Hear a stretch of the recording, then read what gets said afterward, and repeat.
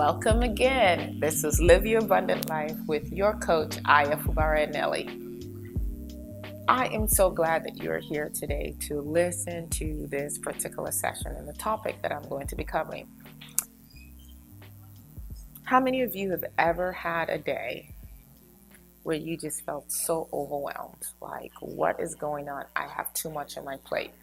If you're one who creates to-do lists, you look at your to-do list and you're like, there's enough on here for 2 days, for a week. How am I going to cover this in a day? Or you're at work and you're worrying about what's not done at home. You're at home, you're worrying about what's not done at work. And you're just generally feeling overwhelmed, stressed out, tired, pulled in too many directions.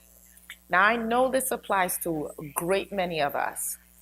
But from my experience, it seems like it applies a lot to women. Women who are working outside of the home, trying to do their best with their careers. Women who may be also in intimate relationships with a significant other, and then they have children and they're figuring out how to juggle all of that.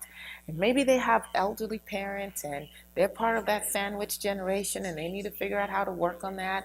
Maybe they have some health issues that they're grappling with themselves, and it's how do I work all of that out? And then you have finances, and then maybe you're involved in your community or in your place of religion, and you're a mother, you're a sister, you're a daughter, and all of these different things, and people are pulling at you, it seems, from every direction. And there are times when it just literally feels, you've heard the phrase, like I'm pulling my hair out, right? Like I'm on a hamster wheel, running, and getting nowhere. Like I'm in a rat race, right? You've heard all of these phrases. I've experienced those moments as well. But as I got older, and particularly as a life coach and doing the work that I do, I just decided that it was impossible for me to continue to teach and coach other people on how to make quantum leaps in their lives without addressing this basic issue in my life of feeling overwhelmed by my to-do list, being overwhelmed by my life. And I have at my core belief this. You may have a different core belief, but at my core belief, I believe that God never gives me more than I can handle. What that means for me is that if I'm feeling overwhelmed, because of my core belief, if I'm feeling overwhelmed, then it must either be that I'm underestimating myself and what I can do. I'm letting other people's ideas of what's possible affect me. Have you ever had that happen to you where you're about to do something and someone says, oh my gosh, I can't believe you're going to do that. That's so hard. I tried it and I failed 5 times and so on and so forth. And now their doubts are transposed to you and you're doubting yourself and you're starting to focus more on your limitations than on what your abilities really are. Okay. So for me, because of my core belief that God never gives me more than I can handle, I look at it and I say, is this about me doubting myself and underestimating what I'm capable of? In which case, I'm going to studiously affirm myself and remind myself of other times when I felt overwhelmed, but when I stepped up to the task, I was able to accomplish it, right? I'm either going to do that, or I'll also look at my life and say, okay, am I feeling overwhelmed because I've taken on more than I should have? You guys heard that little word ego? EGO? Most of us, let's just be honest, all of us have an ego. Some people, your ego is raging a little bit more than other people. What happens when you get egotistical is that you start to believe like you have superhuman powers to save people, right? And you actually take on responsibilities that are not your own. And so, your pastor at church says, oh, you're the only one who can do so-and-so, and you buy into it and you put it on your calendar. And your supervisor at work says, I know Susan is supposed to be doing this, but can you jump in and lead? And you feel, well, this is great for me to showcase my talent and show that I'm a team player. And then with your children, you're so busy coddling them and trying to make their lives perfect that you do not let them do the things that they are capable of doing either. And then some of you who have spouses or significant others, you don't let them step in to do things either because they wouldn't do it as well as you do it. So you take it all on yourself. And you just do this in all areas of your life. And the next thing, you're feeling underappreciated. You're feeling overwhelmed. You're feeling burnt out, stressed out. Anybody ever been there? Be honest now. You can't solve anything that you're not willing to be honest about, right? So for me, like I said, first I look and say, is this just a matter of me doubting and underestimating myself? Maybe some fear, maybe me buying into my limitations, maybe me allowing other people's projections of what's possible and not possible to get in on the inside of me and my thought process, right? Or is this an issue of I've let my ego get out of control and I've taken on more than I should have, right? In either situation, I now have to decide if I am uncomfortable enough to make a change. So in the latter situation, if I've taken on more than I should, here's what I do. I don't try to kill myself. Because if I'm dead, then I'm dead, right?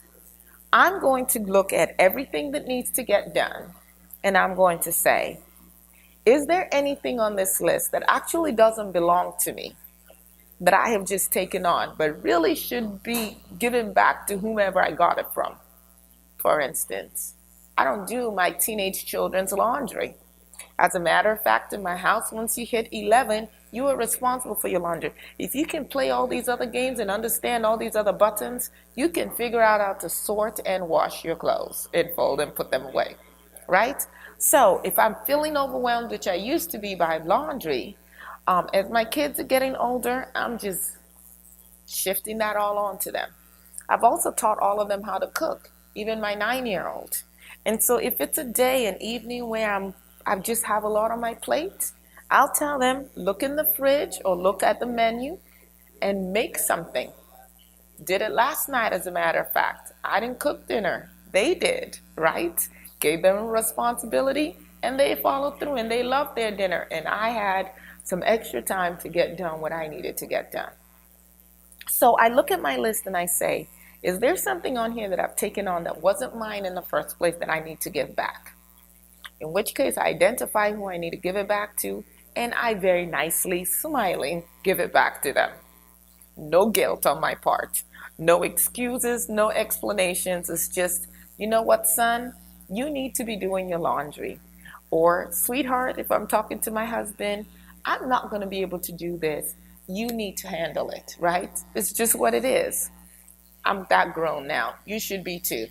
The other thing I do is I look at what's left on my list and I'll say, is there something on here that someone else can do at least at a 75 to 80% level?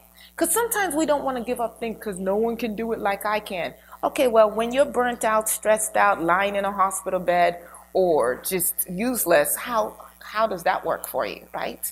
So I used to balk at having people come and clean my house. Like, who does that? Who can't clean their own home? And now I look at my to-do list and I say, I can work on this and make $250 an hour or whatever you make, right? Or I can spend 8 to 10 hours cleaning my house so that I feel better about myself. But that is not just time that I'm not spending on my business. That is now time that I'm putting into this and I'm exhausted as a result. Oh, and by the way, there's someone out there praying for her cleaning business to grow who could come in, do it more efficiently, and do it cheaper than what it costs me to do that myself per hour. So today, I give myself permission to say, okay, let's look at this list. And there are people that I know that can do this, and it's at least 75 to 80% done at the level that I would do it, sometimes even better. And that's a no-brainer. Definitely, if they can do it better than me, that's a no-brainer. But I immediately will contact those people and say, are you available to X, Y, and Z? And I cross that off my list. And then I will look at that list again and say, okay, what's my frog on this list? You guys may have heard this from Brian Tracy. Brian Tracy says one of the success strategies is eat the frog. For many of us, there's typically that one thing on our list in a day that just gives you the most anxiety. You know, it's the one that you're dreading the most. That's your frog. Like, it's an unpleasant thing to eat unless you really like frogs, okay? And some people do. I know frog legs is a thing.